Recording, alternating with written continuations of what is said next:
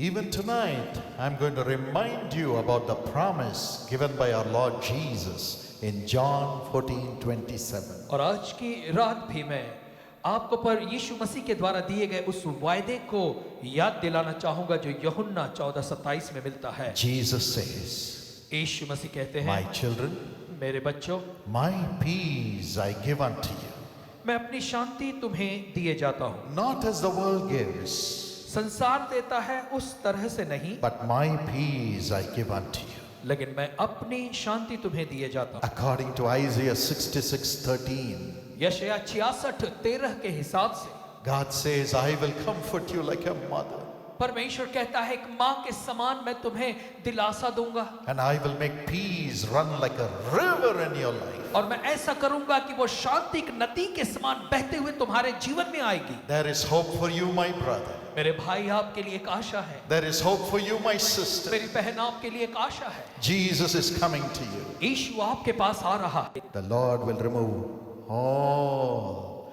the restlessness through the dependence of man from your heart and give you peace. परमेश्वर आपके हृदय से सारी बेचैनी निकालेगा और जो आप लोगों पर आधारित रहते हैं वो सब निकाल कर परमेश्वर अपनी शांति आपको देगा। And He will give you the peace to care for others. और वो ऐसी शांति देगा जिसकी वजह से आप औरों की परवाह करने लगेंगे। And all the blessings shall be added unto you. और तब सारी आशीषें आपके जीवन में मिल जाएंगी। Another thing that destroys our peace, एक और वो बात जो हमारी शांति को नाश करती है, financial troubles. आर्थिक समस्याएं। If you read Luke chapter 9 and verse 46, यदि आप लूका 9 और 46 को पढ़ें, Jesus went through that agony. यीशु मसीह उस पीड़ा के दौर से गए He said, foxes have holes और यीशु मसीह ने कहा कि लोमड़ियों के तो भट होते हैं and the birds have nests, और चिड़ियों के घोंसले होते हैं, but I, the Son of Man, have no place to rest my head. लेकिन मनुष्य के पुत्र को सिर धरने की भी जगह नहीं है I have no home to call as my own. और मेरे अपना कहने के लिए मेरे पास कोई घर नहीं। Jesus did not have a house. यीशु मसीह के घर नहीं था He was roaming in the wilderness, और वो रेगिस्तान में भटकते थे, roaming in the mountains, पहाड़ों में घूमते थे and roaming all alone. और अकेले घूमा करते थे। In the nights crying unto God. रात को वो परमेश्वर के पास रोते थे। Jesus knows that agony. यीशु उस पीड़ा को जानता है, How you suffer in poverty. कैसे आप गरीबी में दुख उठा रहे हैं How you suffer having lost everything in life. और जीवन में सब कुछ गंवा के आप किस पीड़ा में हैं वो जानता है। He knows how you suffer in debt. और कर्जे में कैसे दुख उठा रहे हैं He उसे पता knows है। you're suffering because of financial trouble. आर्थिक समस्या की वजह से जो दुख आप उठा रहे हैं वो जानता है। He went through that agony. यीशु खुद उस दौर से होकर गया। Tonight He will help you. आज की रात वो आपको मदद करेगा। Jesus will come to you today आज यीशु मसीह आपके पास आएगा and show you where you should go to search for a job. और यीशु आपको बताएगा कि नौकरी ढूंढने के लिए आपको कहाँ जाना है। He will show you what business you should do. वो दिखाएगा कि कौन सा व्यापार आप करें He will show you what you should study और वो आपको बताएगा कि कौन सी पढ़ाई आप करें in a supernatural way. एक अद्भुत तरीके से। Yes, you may be working with your ideas, हो सकता है आप अपने ही तरीके से काम कर रहे हो, but God has an idea. लेकिन परमेश्वर के पास अपना एक He तरीका है says, trust me. और वो कहता है मुझ पर भरोसा कर, Don't be afraid. डर मत, I will make a way for you. मैं तेरे लिए रास्ता तैयार करूंगा I am the way. क्योंकि मैं मार्ग I हूँ, am the truth. मैं सत्य हूँ, I am the life. मैं जीवन हूँ, I will make a way. मैं तेरे लिए मार्ग बनाऊंगा। Tonight, that's the hope we have in Jesus. आज की रात ये यीशु मसीह में हमारे पास ये आशा है। God has a plan. परमेश्वर की एक You योजना know है। why? He will sufficiently bless you. और क्यों परमेश्वर आपको बहुतायत से आशीष देता है? Because Jesus became so poor क्योंकि यीशु मसीह इतना गरीब बना that through His poverty, कि उसकी गरीबी से you and I can be made rich. आप और मैं अमीर बन सकें। 2 Corinthians 8:9 says so. दूसरा कुरिन्थियों 8वें अध्याय का 9वां वचन कहता है, He will prosper you. और वो आपको संपन्न बनाएगा। Today, आज as you trust Jesus, जैसे आप यीशु पर भरोसा करेंगे, as you give to His ministry, जैसे आप उसकी सेवकाई के लिए देंगे, He will prosper you. वो आपको संपन्न करे। प्रिय दर्शकों, हम आशा करते हैं कि आपने इस संदेश से अपने जीवन में एक नई आशा और शांति को प्राप्त किया होगा। तब आइए इसी विश्वास के साथ भाई डॉक्टर पॉल दिनकरन के साथ मिलकर प्रार्थना में शरीक हों।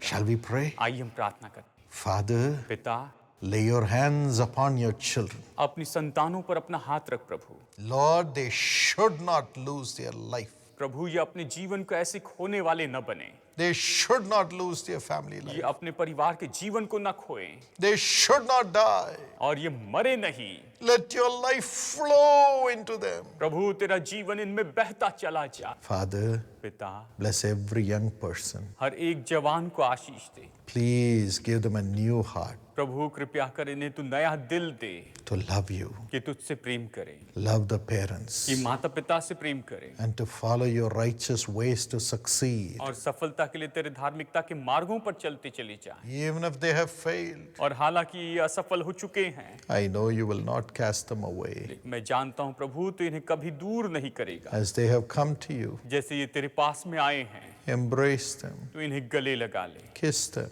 इन्हें चूम ले प्रभु, transform their lives. इनके जीवन को बदल दे प्रभु, Whatever they have to do, let them do well. और जो कुछ भी ये कर रहे हैं उसमें बेहतर होते चले जाएं। Now heal every sick body, Lord. अभी हर एक बीमार शरीर को चंगाई दे प्रभु, Every pain, let it stop in Jesus' name. हर एक दर्द यीशु के नाम में इसी समय रुक जाए। Lord, every deficiency, let it be healed in Jesus' name. प्रभु हर एक जो कमी घटी है या किसी भी चीज की जो कमी है यीशु के नाम में चंगी हो जाए।